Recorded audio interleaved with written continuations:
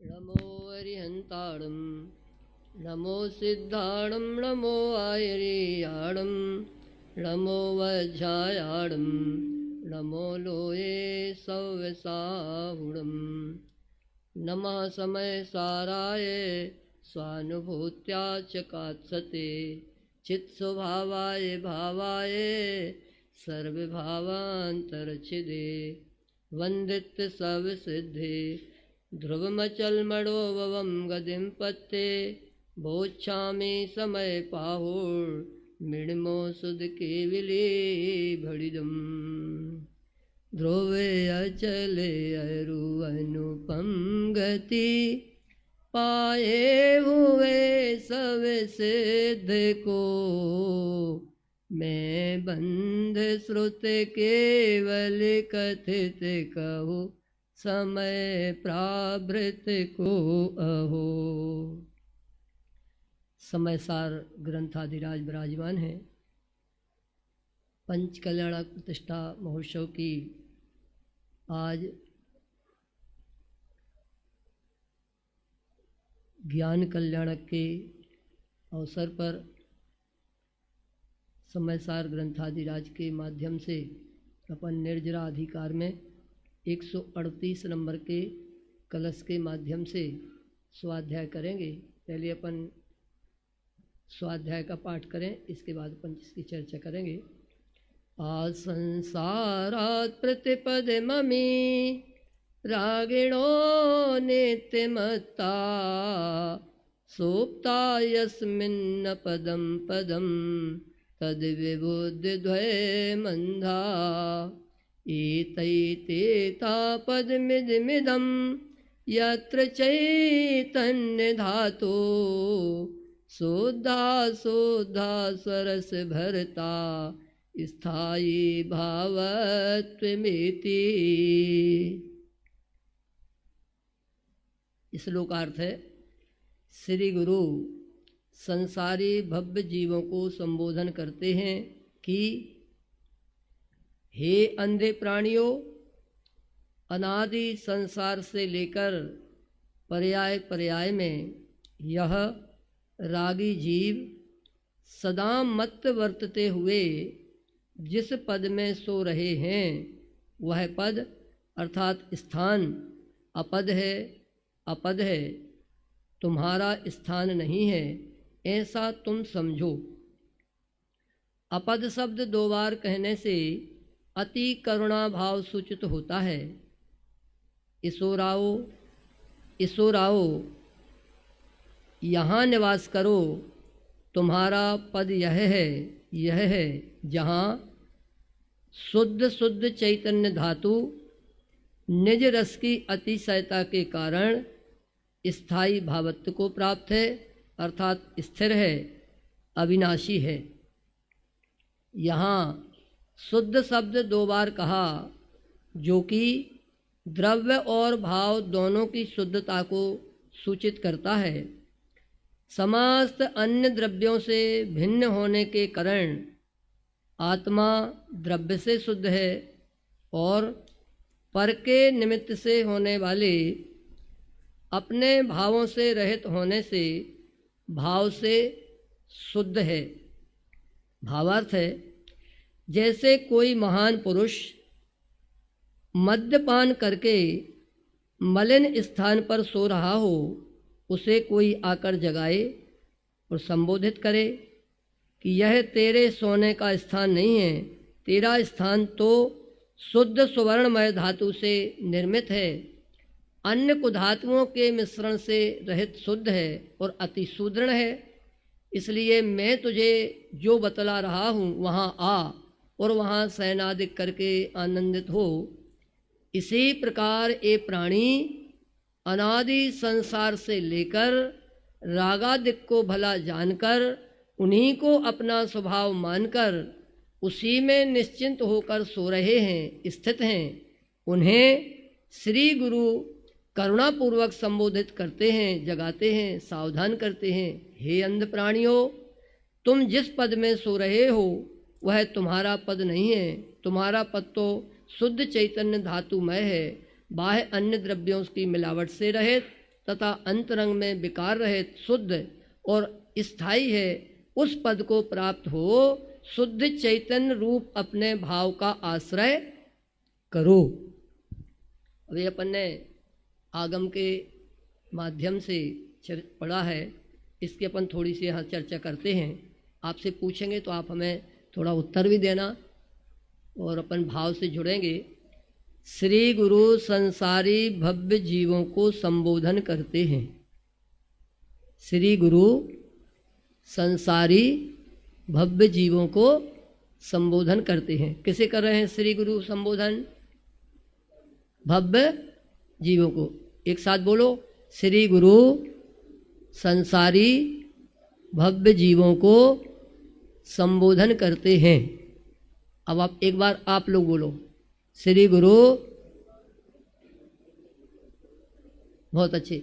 श्री गुरु संसारी भव्य जीवों को संबोधन कर रहे हैं। किसको कर रहे हैं? संसारियों को। किसे? भव्य जीवों को संबोधन करते हैं, किसे नहीं? हमें कर रहे हैं श्री गुरु, हमसे भव्य कह रहे हैं श्री गुरु कि हम पढ़ते हैं कि श्री गुरु संसारी भव्य जीवों को, संसार में जितने जीव हैं उन सारे जीवों को क्या करते हैं? सबको करते हैं। किसे छोड़कर?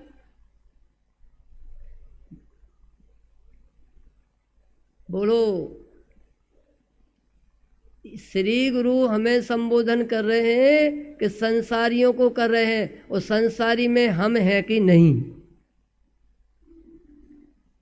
टोडरमल जी साहब के पास जाएं, कल जो इतना सुंदर मंचन हुआ था कि आँखों से अश्रुपात हो रहे थे कि वास्तव में यदि हम ज्ञानियों का बलिदान देखें, हम प्रथमान युग को थोड़ा सा पढ़ने का अभ्यास करें, इन ज्ञानियों के महापुरुषों के जीवन से जुड़ें, तो अपन को पता चले इनने क्या बलिदान दिया है, कैसे अपनी श्रद्धान को सुरक्षित रखा है, मरने की कीमत पर भी अपने श्रद्धान से चलायमान नहीं हुए। ऐसे श्री गुरु संसारी भव्य जीवों को संबोधन करते हैं। और भव्य किसे कहते हैं? जो मोक्ष की क्या रखता है? लायकात रखता है, पात्रता रखता है। ऐसे हमें श्री गुरु भव्य कह रहे, पहले तो बने प्रमुद हो जाएं, मुदित हो जाएं कि श्री गुरु ने मुझे क्या कहा? हे भव्य प्राणी, अर्थात तू मोक्ष के लायक है, तू मोक्ष जाने की ताकत रखता है, मोक्ष जाने की योग्यता रखता है। इसलिए पहले तो श्री गुरु ने हमारे लिए भव्य कहा तो हम एकदम अंदर से उल्लसित हो जाए धीरे हमारा। ऐसा पूज्य गुरुदेव श्री कहते हैं कि भव्य सुनते, आत्मा सुनते, ज्ञाता सुनते, जीव सुनते, चैतन्य सुनते, तेरे पेट की गुड़ी यदि टूट जाए तो समझना तूने अपने गायक का भाव भाषण किया। और यदि तुझे सुन के प्रमोद नहीं आवे, आह्लाद नहीं आवे, तो तुझे अभी गायक शब्द का मर्म ख्याल नहीं आया। तो पहले तो श्री गुरु ने हमारे लिए भव्य कहा, और फिर देखो क्या कहा? हे अंधे प्राणियों। पहले तो भव्य कह रहे, और जब संबोधन शुरू किया तो क्या कह दिया? हे अंधे। बोलो, हम कह रहे हैं श्री गुरु हम इतनी दो दो आंखें हमारी दुनिया को देख रहे, और आप हमें हे अंधे प्राणियों। बोलो कितनी करुणा। हे अंधे प्राणियों, अनादि संसार से लेकर कब से दिख रहा है उनके हमारा जीवन? अनादि संसार से लेकर पर्याय पर्याय में यह रागी जीव, कौन जीव? रागी जीव। कौन है रागी? यह रागी जीव सदा मत बरतते हुए जिस पद में सो रहे हैं, वह पद अर्थात स्थान कैसा है? अपद है, अपद है। अब श्री गुरु हमें भव्य कहने के बाद हमें उलाहना दे रहे हैं कि हे भव्य जीव, हे अंधे प्राणी, जिस अनादि संसार से लेकर जिस पद में तुम सो रहे हो वह पद अपद है, अपद है। तुम्हारा स्थान, बोलो, तुम्हारा स्थान नहीं है, तुम्हारे रहने का स्थान नहीं है। अनादि संसार से लेकर, कब से? बोलो, जीव नया है क्या? संसार नया है क्या? कर्म नए हैं क्या? तो फिर नया क्या है? इस जीवन में नया क्या है? जब जीव अनादि से है तो नया नहीं है। संसार भी अनादि से है, नया नहीं है। कर्म भी अनादि से है, अनादि संबंध है, चा अनादि से संबंध है, तो नया नहीं है। तो फिर नया क्या है? बोलो। तो चैतन्य कारण परमात्मा के आश्रय से जो पर्याय में सम्यक दर्शन, सम्यक ज्ञान, सम्यक चारित्र प्रकट होता है, वह सम्यक दर्शन नया है। जो अनादि से हमारे पास जीव तो था, जीव तो मैं रहा, जीव तो मैं हूँ, जीव तो मैं रहूँगा, लेकिन मेरी परिणति में अनादि से आज तक जो आकुलता व्याकुलता संसार बना रहा, उस संसार के नाश का कारण आचार्य भगवंत कह रहे हैं तेरे पास है, तू ही है। ऐसे स्वभाव के आश्रय से जो सम्यक श्रद्धान प्रकट गया, तो वे कह रहे कि अनादि संसार से लेकर आज की बात नहीं है भैया। ये किसे कहते हैं अनादि? कभी हमने अनादि का स्वरूप समझने की कोशिश की, केवल 3.5 शब्द का अनादि है, लेकिन टोडरमल जी साहब का जो मोक्ष मार्ग प्रकाशक, जो कल बहुत सुंदर एक बात आई थी कि अनादि से संसारी जीवों को, जिनको अपने स्वरूप का भान नहीं है, मोक्ष मार्ग का पता नहीं है, उनको बताने के लिए हम ये मोक्ष मार्ग प्रकाशक लिख रहे हैं। तो उसमें एक अनादि संसार, अनादि शब्द का भाव आया कि प्रथम तो यह जीव अनादि से कहाँ रहा? निगोद में। और निगोद से ऐसे निकला जैसे भाड़ में भुंजता हुआ चना निकले, सो अन्य पर्याय धारण करे सो थोड़े काल के लिए।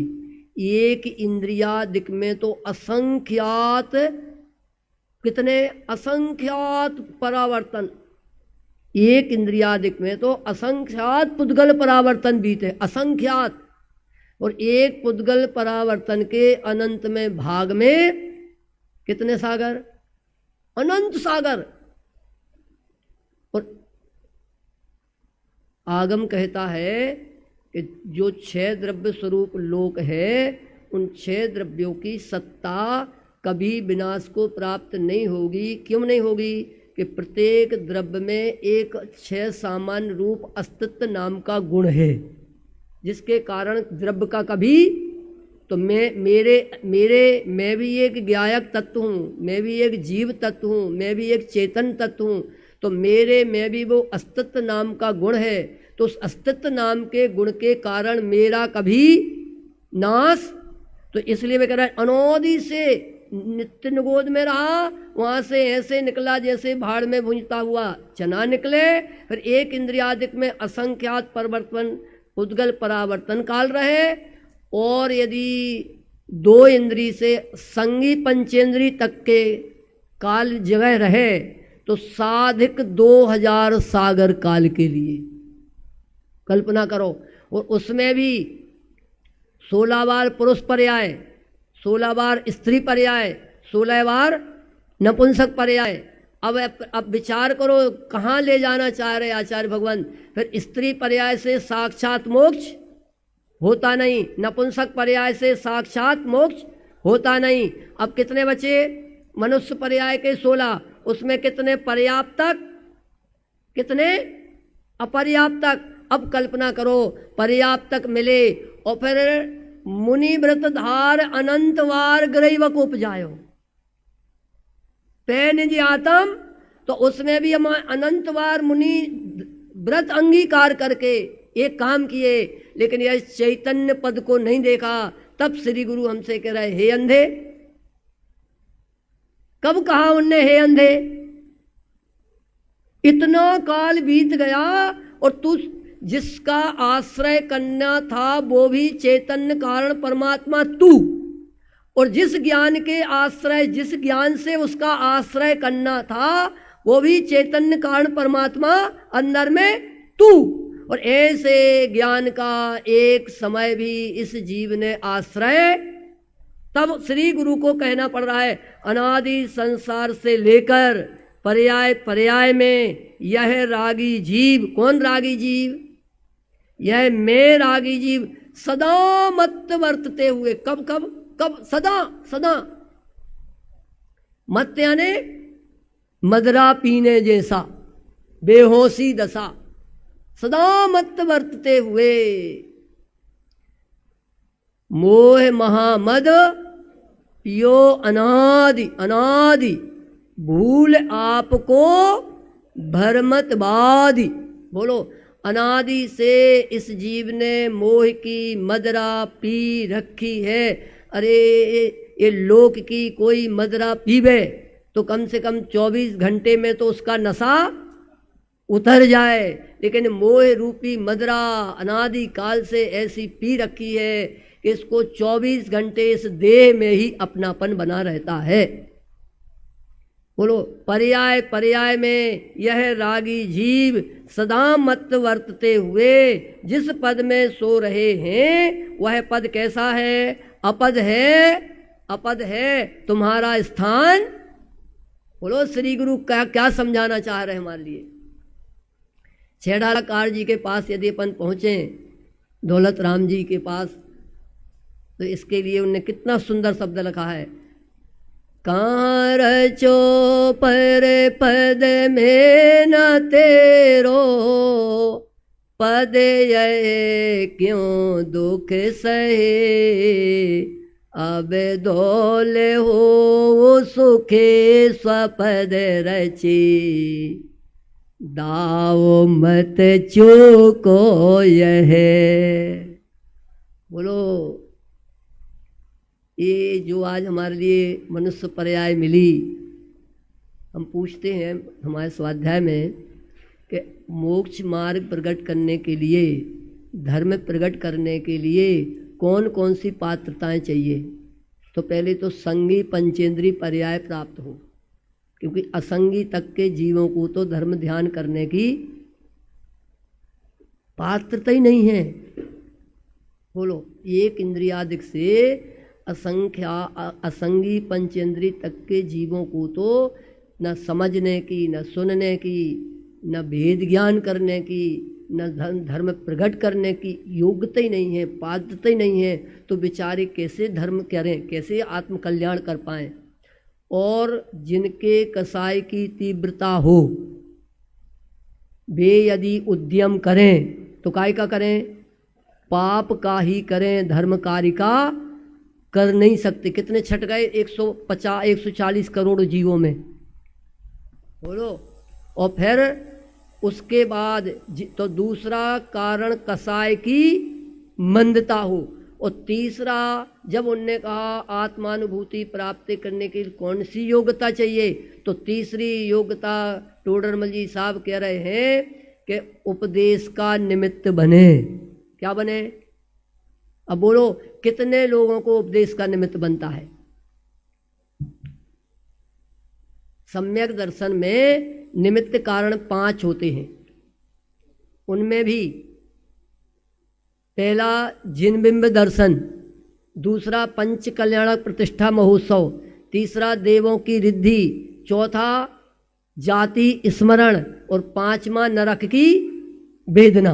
ये 5 कारण। आज देखो, इन नियोग देखो कि आज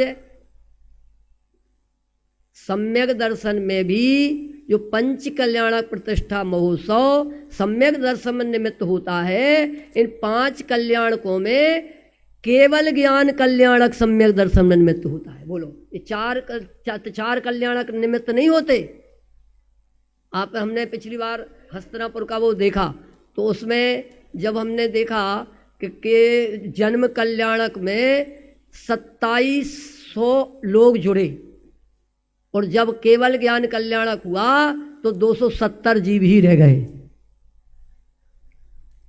मैंने राग रंग में हमारा कितना उपयोग लगता है, और भेद ज्ञान में हमारा कितना उपयोग लगता है। तो ये यहाँ ये कह रहे हैं कि इतने सारे जीव यदि इनकी उपदेश का भी निमित्त बने, और उपदेश के निमित्त में उपयोग उपदेश में लगाए। कहाँ लगाए? जो उपदेश दिया जा रहा है उस उपदेश में उपयोग लगाए तो उसका भला हो, और उपयोग ना लगाए, उपयोग को अंतर्मुखता का लगाने का अभ्यास ना करे, उपरती उपरती उपरती उपरती व्यवहार धर्म कार्यों में ही अपना उपयोग लगाए, तो व्यवहार कार्यों के कारण समय तो चला जाएगा, लेकिन आत्मानुभूति होने का अवसर चूक जाएगा। ये आचार्य भगवंत हमसे क्या कह रहे? अपद है, तुम्हारा स्थान नहीं है, ऐसा तुम समझो। अपद शब्द 2 बार कहने से अति करुणा भाव सूचित होता है। आचार्य कह रहे अपद अपद 2 बार कहा तो अत्यंत करुणा है आचार्य भगवंतों को हमारे ऊपर। क्यों है? क्योंकि उनको हमारा सब कुछ दिख रहा है कि यह कैसा चैतन्य कारण परमात्मा एक समय मात्र भी क्या करे? एक समय मात्र भी यदि यह अपने चैतन्य कारण परमात्मा का आश्रय कर ले तो पर्याय में जो सुख प्रकट हो वो कितने काल तक प्रकट हो जाएगा? बोलो भैया। तू ही अमल शुद्ध चिदानंद याही बणिज माही, एक समय जो रमाए गो मेरी समझ मान जीव, आपने प्रताप आप एक समय की कमाई। कितने काल? जिस चैतन्य कारण परमात्मा में हम बैठे हुए हैं, जिसकी 24 घंटे हम एक समय मात्र याद भी नहीं आती। बोलो, थोड़ा सा अपन सूक्ष्मता से निर्णय करें। हम कितने बजे उठते हैं? साहब हम 4 बजे उठ जाते हैं। 4 बजे हम क्या करते हैं? नमोकार मंत्र का पाठ करते हैं, फिर स्वाध्याय करते हैं, फिर शरीर की निवृत्ति करके शुद्ध होके जिनेंद्र भगवान के लिए पूजन करने जाते हैं, फिर निस्सही करते मंदिर में प्रवेश करते हैं, फिर हम मंगलाष्टक पढ़ते हैं, फिर हम जलाभिषेक पढ़ते हैं, फिर विनय पाठ पढ़ते हैं, फिर पूजन पीठ का पढ़ते हैं, फिर हम पूजन करते हैं, फिर हम महाअर्घ करते हैं, शांति पाठ करते हैं, विसर्जन पाठ करते हैं, फिर स्वाध्याय में बैठ जाते हैं, फिर आने के बाद शांति से शुद्ध अष्टपहरा का 16 का भोजन करते हैं, शाम को थोड़ी देर के लिए दोपहर में थोड़ा आराम करते, फिर दोपहर में स्वाध्याय करते हैं, फिर शाम को स्वाध्याय करते हैं। बोलो, ये चैतन्य कारण परमात्मा की सत्ता कितनी बार याद आती है? मैं ज्ञायक भगवान हूं, मैं चैतन्य कारण परमात्मा हूं, ऐसा ज्ञायक भगवान आत्मा हमें विकल्पात्मक निर्णयों में भी कितनी बार याद आता है। और जब याद ही नहीं आता तो वह चैतन्य कारण परमात्मा हमें क्या देगा? यहां तो आचार्य कह रहे हैं तू ही अमल, तू अमल स्वभावी है, जिसमें अमल और निर्मल में अंतर बताएगा कोई? सिद्ध भगवान अमल है कि निर्मल है? निर्मल। निर्मल है कि अमल? अमल। बहुत अच्छा। और सिद्ध भगवान की आत्मा? अरे बोलो, अरे सिद्ध भगवान निर्मल है, निकल गया है मल जिसमें से, उसे कहते हैं निर्मल। और जिसमें कभी जिसने मल को कभी छुआ नहीं, जिस मल ने कभी उस चैतन्य कारण परमात्मा में प्रवेश किया नहीं, ऐसा में अमल स्वभावी। बोलो, लेकिन एक समय की मलिनता में अनादि से अमल स्वभावी चैतन्य कारण परमात्मा की हम क्या कर रहे हैं? विराधना। जाकी छाती ताती कारी, कुटिले को भाती भारी, ऐसो ब्रह्म घाती मिथ्या दृष्टि कौन मिथ्या दृष्टि? आचार्य कह रहे तुम्हें 24 घंटे अपना कारण परमात्मा नहीं याद आता, और व्यवहार कार्यों में तुम 4-4, 6-6 घंटे बैठे रहते हो। उपयोग लगाए रहते हो और एक समय मात्र भी अपने चैतन्य कारण परमात्मा को नहीं देखना चाहते, तो आचार्य कह रहते हैं तू अमल चैतन्य शुद्ध या ही बड़े जमाई, इसके व्यापार में तू एक समय मात्र भी अपने उपयोग का सदुपयोग करेगा तो तेरा कारण परमात्मा इतना महान है कि उसके वैभव को तू देखता देखता अनंत काल तक पर्याय में सुखी रह सकता है। इतने ऐसे स्वभाव का खजाना ये बैठा हुआ है। बोलो पूज्य गुरुदेव श्री कहते हैं सवारे सवारे उठकर, हे भव्य सवारे सवारे उठकर तू 4 बातों का निर्णय करना। कितनी बातों का करना है? सबसे पहले तू स्वभाव की सामर्थ्य का विचार कर। किसका? स्वभाव की सामर्थ्य का विचार कर। श्रावक धर्म प्रकाश में बेही स्वामी जी कह रहे कोटेशन में, सवारे सवारे उठकर तुझे गायक याद नहीं आता, स्त्री याद आती है, पुत्र याद आते हैं, अखबार याद आता है, चाय याद आती है, नाश्ता याद आता है, व्यापार याद आता है, तो और आत्मा याद नहीं आता, पंच परमेष्टि याद नहीं आते, जिनवाणी माँ याद नहीं आती, अपना गोल याद नहीं आता, तो तू ही बता तेरी परिणति कहाँ जाएगी? बोलो। ये पहले में पहले स्वभाव की सामर्थ्य का विचार करना, फिर दूसरे में पर्याय की, दूसरे में विभाव की विपरीतता का विचार करना। ये सब विभाव की विपरीतता का फल है। और तीसरी बात कहते हैं पर्याय की पामरता का विचार करना, और चौथी बात में कहते हैं पर द्रव्य की पृथकता का विचार करना। तब ये समझ में आएगा। ये कह रहे हैं यह पद अपद है, अपद है, तेरा पद नहीं है, ऐसा तू विचार कर, ऐसा तू समझ। अपद कहने से, 2 बार कहने से अति करुणा भाव सोचो तो होता है। अब कह रहा है इसो राव इदामी इदामी इसो राव। जैसे कोई हमसे कहे कि भैया तुम ये नहीं खाओ, तुम ऐसा नहीं करो, तुम वहाँ नहीं जाओ, तुम ये, तो हमारा प्रश्न उठेगा हम क्या खाएं, क्या करें? तो वे आचार्य कह रहे हैं इदामी इदामी इसो राव इसो राव इसो राव इसो राव, यहाँ निवास करो, तुम्हारा पद यह है। देखो किसी भी, जैसे हम एक छोटा सा आपको उदाहरण दें, एक बच्चे ने आपका 500 रुपये का नोट ले लिया, अब उससे छुड़ाओगे तो क्या करेगा? वो छोड़ेगा? उसको 5 रुपये का खिलौना दे दूं तो क्या होगा? 500 का नोट छोड़ देगा, छुड़ाना नहीं पड़ेगा। ऐसे आचार्य भगवान कह रहे हैं कि तुम इस चैतन्य कारण परमात्मा को, भगवान आत्मा को अपने रूप स्वीकार करो। तुम्हारे विभाव छोड़ना नहीं पड़ेंगे। तुम पहले अस्थि की मस्ती में रहो तो तुम्हें विभाव की तरफ तुम्हारी दृष्टि ऑटोमेटिक चली जाएगी। लेकिन इस चैतन्य कारण परमात्मा को हम नहीं देखना चाहते। आचार्य भगवान कह रहे इदामी इदामी इसो राओ यहाँ निवास करो। तो हमारा मन हुआ कि हम उसे जाएंगे तो क्या मिलेगा हमें?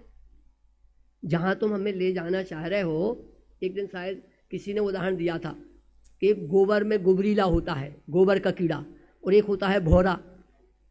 दोनों की दोस्ती हो गई, तब वो भौरा आवे गोबर वाले के दोस्त के पास हो, उसको बहुत दुर्गंध लगे, तो उन्हें बहुत बार कहा, तो उसने कहा, जब बहुत बार कहने पर उसने स्वीकृति दे दी कि चलो हम तुम्हारे फूलों के बाग में चलेंगे। लेकिन उसको शंका हुई कि वहाँ क्या मिलेगा कि नहीं मिलेगा, तो उसने एक छोटी सी गोबर की ढुली, और जब वो वहाँ पहुँचा तो उसने कहा कैसा लगा? वैसा वहाँ लग रहा था, ऐसा यहाँ लग रहा है। उसने कहा कुछ ना कुछ दाल में। जब उसने मुंह फाड़ के देखा तो इतनी गोली तो उसके मुंह में पहले ही रखी थी। ऐसे आचार्य भगवान कह रहे पहले ही हमने इस शरीर को अपना मान लिया था, संयोग को अपना मान लिया था, कसायों को अपना मान लिया था, विवाहों को अपना मान लिया था, सारी चीज़ों को अपना मान के बैठ गए थे। तो यह चैतन्य कारण परमात्मा का रस कैसे आए? तो कह रहे इधर आओ इसोर आओ निवास करो। यह पद तुम्हारा है जहां शुद्ध चैतन्य धातु। कैसा है वह पद? शुद्ध पर्यायों का पिंड नहीं है, शुद्ध पर्यायों का तो पिंड ए है। और ये कैसा है? शुद्ध चैतन्य धातु, कौन सा है ये? चैतन्य धातु। चैतन्य धातु शुद्ध शुद्ध चैतन्य धातु निज रस की अतिशयता के कारण। कैसा है वह? शुद्ध शुद्ध चैतन्य धातु निज रसिता के अतिशयता के कारण स्थायी भावत्व को प्राप्त है, स्थिर है, अविनाशी है। यहाँ शुद्ध शब्द 2 बार कहा, जो कि द्रव्य और भाव दोनों की शुद्धता को प्रकाशित करता है। समस्त अन्य द्रव्यों से भिन्न होने के कारण मैं द्रव्य से शुद्ध हूँ, और पर के निमित्त से जितने भी भाव होते हैं उन भाव ने कभी भी मेरे चैतन्य कारण परमात्मा को छुआ भी नहीं है। ऐसी मेरी भाव की शुद्धता है। ऐसा मैं समस्त अन्य द्रव्यों से भिन्न होने के कारण द्रव्य से शुद्ध हूँ, और पर के निमित्त से अपने अंतरंग में जितने भी विभाव भाव उत्पन्न होते हैं उन विभावों से भी मैं भिन्न हूँ। ऐसा मैं भाव से शुद्ध हूँ। ऐसी द्रव्य और भाव की शुद्धता इस 148 कलश के माध्यम से आचार्य भगवंत हमारे लिए दर्शा रहे हैं। हम सब अपने ऐसे स्वभाव का आश्रय करते हुए और अपने चैतन्य कारण परमात्मा में अनादिकाल से रहें, अनंत काल तक पर्याय में सुखरूप प्रमट होएं। ऐसी मंगल भावना से